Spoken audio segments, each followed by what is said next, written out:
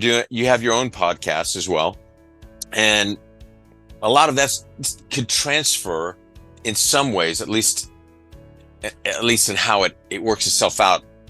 But on the real estate side, moving from that into real estate, what did you notice as your challenges?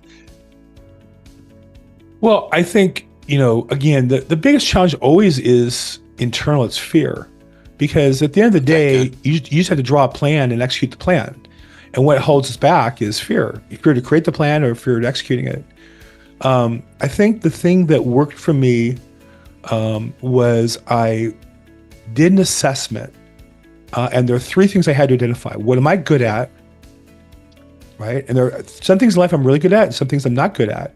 But there's certain things I'm really good at. I want to play to those strengths. You think in sports, like in football, if you're the team with the bigger linemen, you want to run the ball. If you're the team with the faster guys, you want to pass the ball. Just to use a simple example. So I wanted to play to my strengths, which I thought were experience and technical knowledge. I learn quick. I feel like my intelligence quotient is high. Maybe my emotional quotient is lower. I'm not as It's harder for me to connect. I have to work with that. But I do want to find an area of real estate that focused on the technical knowledge. Second was I wanted to leverage the people I did know. I think the biggest mistake people make in all businesses is they want to say, well, I know all these people, but I don't want to bother them. I want to do some new program and get some new leads and get some new cold call thing and some new referral source. And I think that's really an insult to yourself and to your life, because people know, like, and trust you. Why would you not want to help them first? Yeah. Now, that doesn't mean that they're going to work with me. The truth is, I've been a leader in my synagogue for 25, 28 years. I've been a president. I've been the gabbai, which means I run the services on behalf of the rabbi. I've been at the highest levels for continually. There are plenty of people who will never do business with me. That's their mistake. I don't really worry about it.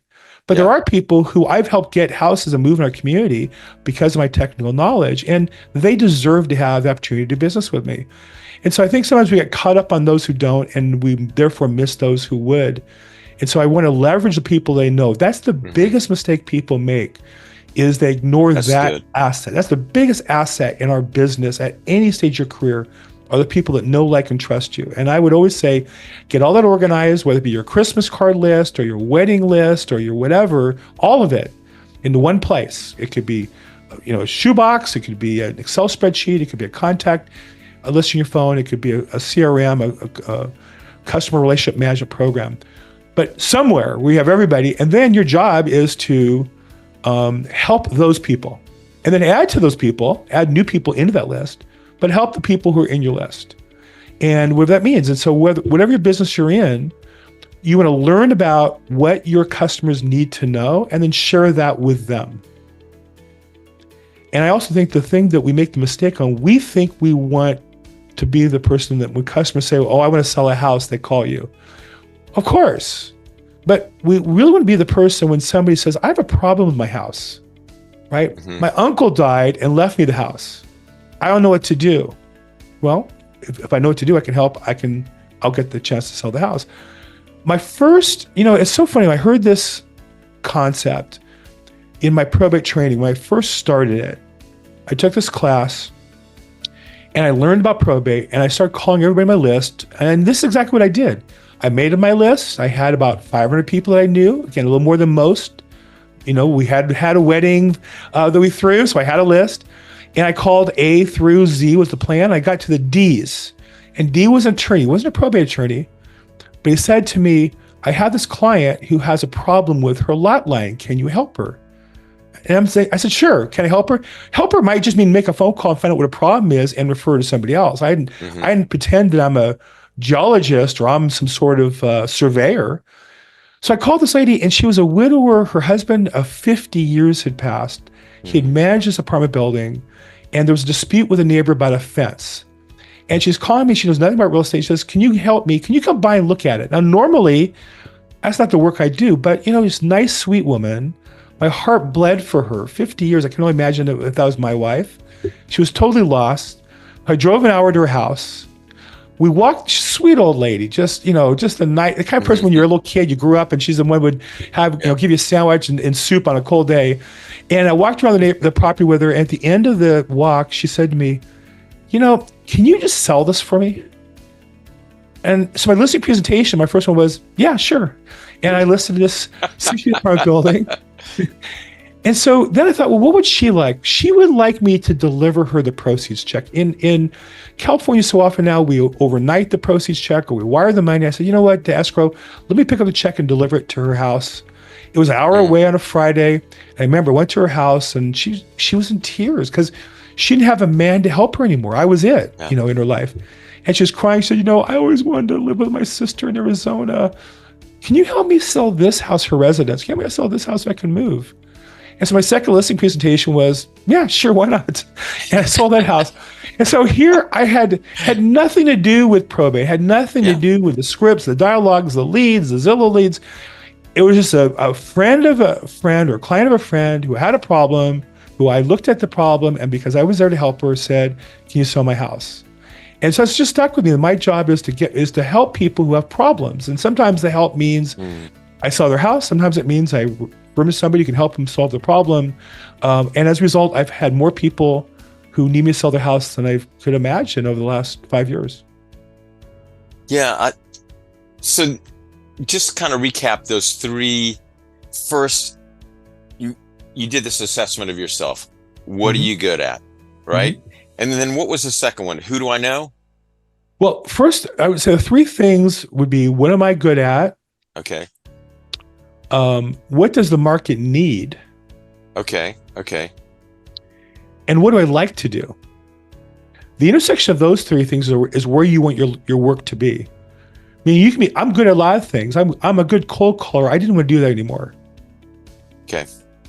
Does cold calling work? Yeah, sure. I did it for years, but I don't want to do it anymore. It doesn't really leverage my strength. It doesn't make me feel good. Yeah. So those three things. So I did like learning. I did like going to court and meeting attorneys and families and watching the judge. So my lead generation, instead of cold calling on the phone or mailing or whatever, what do I like to do? I like going to court. So against the intersection of those three areas of what am I good at? What does the market need? And then what do I want to do? And avoid what I don't want to do. Because if you don't want to do it, you're not going to do it. I learned this. I remember struggling physically. And I met with a rabbi. I had been playing full court basketball. I injured myself, couldn't play anymore. I was putting weight on. And I was trying to go to the gym. And I couldn't go. I hated it. I hate going to the gym. I went early, went late. It was crowded. And he said, Bill, you just hate going to the gym. It's okay. And I said, yeah. He says, what do you like to do? I said, well, when I was a kid, I loved to swim. I was on a swim team. I played water polo. He goes, well, why don't you swim instead? And so I've organized my whole work schedule so that I can leave at 11:30, swim for an hour. I live in Southern California. Most days it's beautiful outside. I swim outside rather than inside. I found a swim team with an Olympic coach. So because I like it, I do it regularly. I'm one of the very few realtors in America that can swim a 100-meter butterfly. So it's just one of those. That'd be true. So it's just one of those things where I think in business too, if you don't like it, you're not going to do it. So make sure you find. I like interviewing people. I like talking to Paul Cook.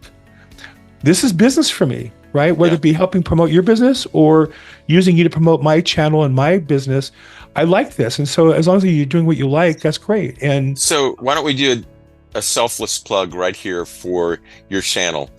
So what would your channel be? Well, you can find me at billgrossprobate.com. It has kind of everything I'm doing on it. It's a list of links. Bill Gross, which is my name, probate.com. And one of the main things my podcast is Probate Weekly, which is I interview attorneys and realtors and vendors on how to build their business in probate real estate. Yeah, I think those three things are key for anything that somebody's doing. It's very helpful. Because I know even at this point, we've had discussions about this recently, even with me. What is it? What is my niche supposed to be? What's it supposed to look like? And it's interesting that this is part of it. This is really a part of what, God would have me do. I really believe that. And I'm just grateful that you're on here and you're so outspoken about your own faith, because it's, what we believe shapes what we do and how we do it. And sometimes what I find is that what I'm doing is actually revealing what I really believe in that moment or in that season, what I'm really buying into. And it took me a while to get to a place in real estate where I could find someone like yourself that could help to keep me focused on things that really are most important. Because the rest, I mean, it's not just real estate, it's all throughout Western culture and beyond, is that, you know, we do all this. Why? Because we want to be rich, and we want to be famous, or we want better, you know, more stuff. But when we really dig down, is that what we want? Is that what we really want?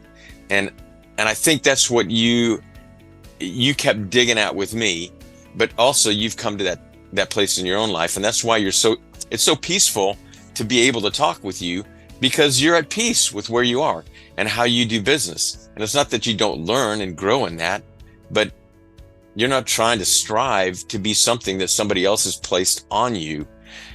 You know how to do real estate. Not that you can't learn how to do it better, but you know how to do real estate. You are an expert in the area of probate. And and that's one place I'd like to go a little bit, because I think that could serve some people. When you finally got clarification that probate was where you're supposed to be, and maybe you want to expound on that a little bit.